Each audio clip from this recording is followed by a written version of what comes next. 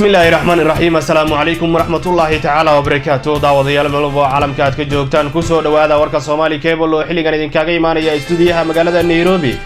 anigoo Cabdullaahi Axmed Cali ayaana xilligan u diyaaraha qodobada aad ku daawan doontaan kuwada ugu doorka roona waxa kamid ah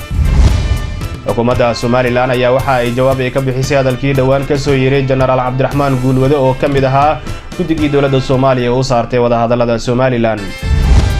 gudoomiyaha golaha shacabka ee baarlamaanka Soomaaliya ayaa magaalada Muqdisho waxa uu kula kulmay wakiilo ka socday qaramada midoobay AMISOM iyo diblomaasiyiin dubabka dhaqanka gobolka Hiiraan ayaa waxa ay digniin ay ka soo saareen dhismaha golayaasha deegaanka ee ka socda degmooyinka qaar ee hoostaga gobolka Hiiraan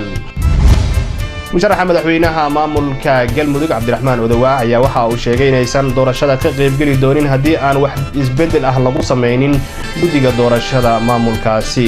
qodobadaasi iyo qodobo kale oo faahfaahsan ayaad goordhow warka ku daawan doontaan haddii bakaraal dhaqdo u diyaar garooba balse ku soo dhawaada qadar adeegga bulshada